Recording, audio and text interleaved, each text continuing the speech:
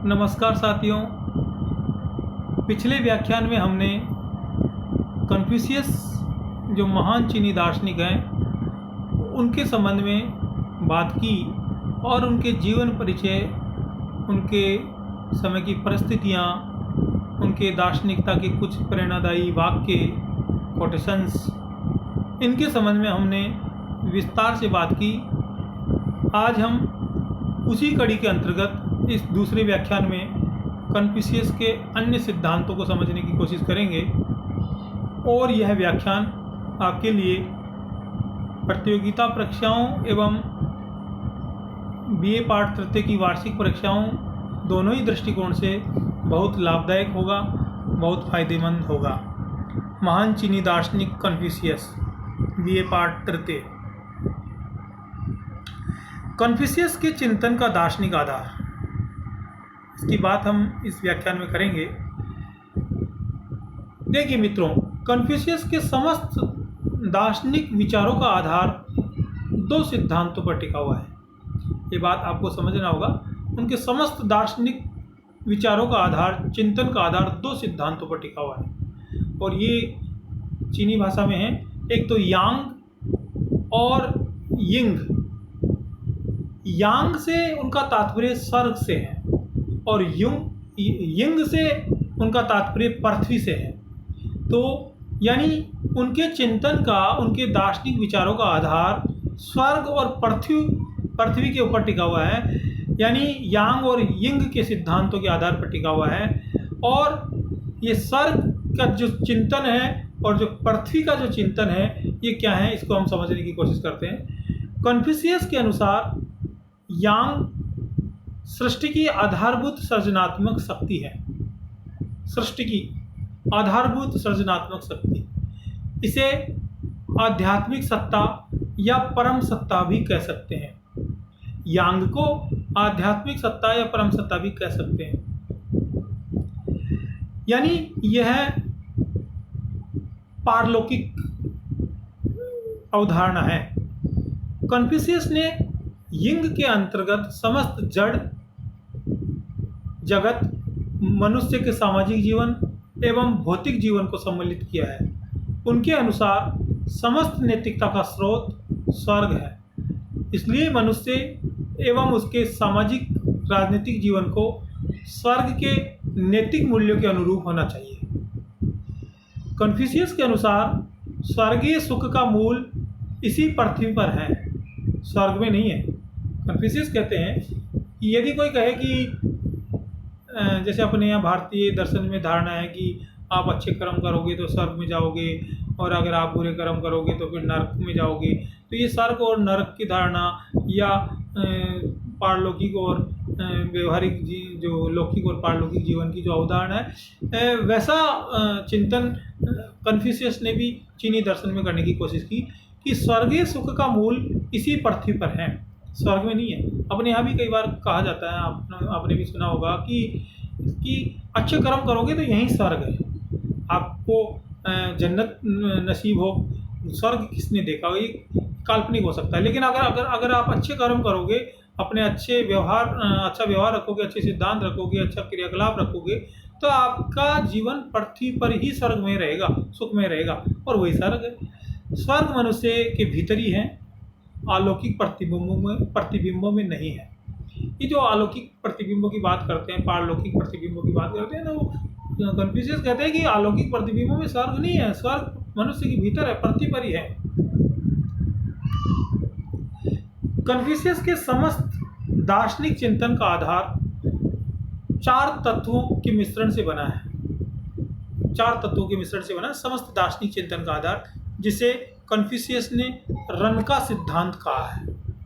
Confucius उसको run का सिद्धांत कहते हैं। रन का सिद्धांत ये कई बार ये प्रतियोगी परीक्षाओं में और बीए पाठ तृतीय की परीक्षाओं में लघुतरात्मक प्रश्न के रूप में पूछा गया है कि रन का सिद्धांत क्या है और रन का सिद्धांत किसने दिया। तो ये कन्फ्यूशियस का सिद्धांत है और रन का सिद्धांत में चार तत्वों की बात करते हैं। बहुत बार ये प्रतियोगी परीक्षाओं में पूछा गया ये प्रश्न, रन का सिद्धांत। तो ये चार तत्व कौन से हैं, इनके बारे में अपन जानने की कोशिश करते हैं। पहला रन यानी मानव प्रेम। दूसरा ई यानी न्याय, तीसरा ताओ यानी नैतिकता, चौथा तेह यानी सदाचार। ये 4 तत्व उन्होंने बताए, रन, ई, ताओ, तेह यानी मानव प्रेम, न्याय, नैतिकता और सदाचार। इन 4 तत्वों की बात कन्फ्यूशियस अपने सिद्धांत में करता है और इनका युक्ति संगत तार्किक प्रयोग करने की भी बात कन्फ्यूशियस अपने चिंतन में करता है। इन चारों तत्वों में रन का तत्व सबसे अधिक महत्वपूर्ण है, जो पहले नंबर का है, यानी मानव प्रेम। रन का तत्व सबसे अधिक महत्वपूर्ण है। मानव प्रेम, रन का अर्थ इन्होंने मानव प्रेम बताया, वह सबसे महत्वपूर्ण है। रन से तात्पर्य मानव प्रेम से है।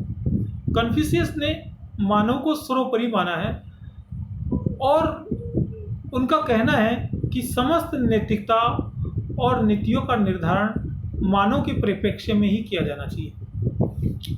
यानी कई बार ऐसा लगता है कन्फ्यूशियस को जब हम पढ़ते हैं तो ये मानवतावादी विचारक नज़र आते हैं, क्योंकि इनका जो समस्त चिंतन है, जो समस्त चिंतन का जो केंद्र है वह मानव है। इन्होंने अपने चिंतन का आधार ही मानव को बनाया है और उस मानव को केंद्र में रखकर और उसकी परिधि में इन्होंने अपने सिद्धांतों को, अपने दर्शन को रचने की कोशिश की है। तो ये खुद कहते हैं कि सबसे महत्वपूर्ण जो सिद्धांत इन चारों तत्वों में रन का तत्व है, और रन का तत्व का मतलब है मानव प्रेम। तो समस्त नैतिकता और नीतियों का निर्धारण मानव के परिप्रेक्ष्य में ही इन्होंने किया कि आखिर आप कोई भी शासन व्यवस्था देख लीजिए, क्योंकि कन्फ्यूशियस के समय चीन में भी सामंतवादी व्यवस्था प्रचलित थी और सामंतवादी व्यवस्था में सत्ता के केंद्र अलग अलग बने हुए थे और लोगों के साथ एक तरह से लूट, अत्याचार, राज्य के विखंडन की कई प्रकार की वहाँ व्यवधाएं फैली हुई थी। तो आखिर कोई भी शासन सत्ता होती है, वो आखिर होती तो मानव कल्याण के लिए ही है। तो इन्होंने मानव को केंद्र में रखा। हालांकि इसकी चर्चा हम आगे के व्याख्यान में भी करेंगे। तो कन्फ्यूशियस के संपूर्ण चिंतन का आधार मानव है।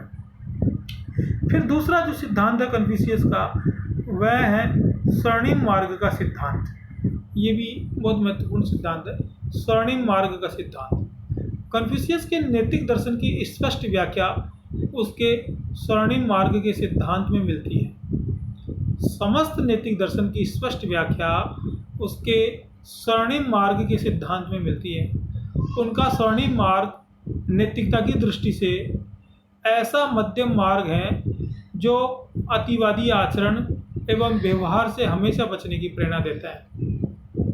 उनका स्वर्णिम मार्ग नैतिकता की दृष्टि से ऐसा मध्यम मार्ग है जो अतिवादी आचरण एवं व्यवहार से हमेशा बचने की प्रेरणा देता है।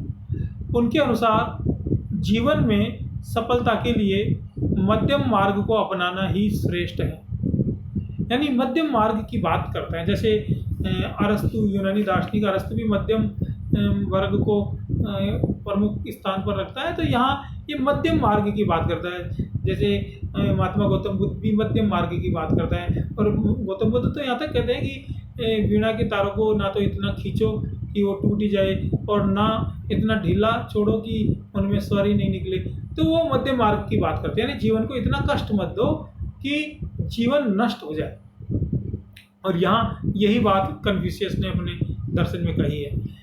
तो इस प्रकार कन्फ्यूशियस भी मध्यम मार्ग को अपनाने के समर्थक थे। यानी उन्होंने मध्यम मार्ग का समर्थन किया। तो ये कन्फ्यूशियस के ये 2 सिद्धांत मैंने प्रमुखतया इसमें बताए आपको। एक तो रन का सिद्धांत और दूसरा उनका स्वर्णिम मार्ग का सिद्धांत। तो ये मैं ये मानता हूँ कि आपके ये व्याख्यान समझ में आया होगा।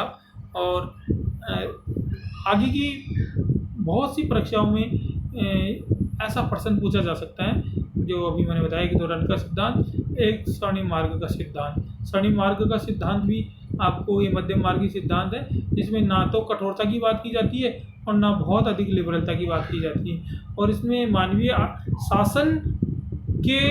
शासन को मर्यादित रखने के साथ साथ, शासन को आचरणबद्ध रखने के साथ साथ, शासन को विधिवत रखने के साथ साथ इन्होंने मानवीय आचरण की शुद्धता, मानवीय आचरण की सत्यता और मानवीय आचरण की यथार्थता की भी बात इन्होंने इस सिद्धांत में कही। तो मैं समझता हूँ आपकी ये समझ में आया होगा। यदि आपकी ये व्याख्यान समझ में आया तो मेरे इस वीडियो को लाइक करिए और शेयर करिए और सब्सक्राइब करिए।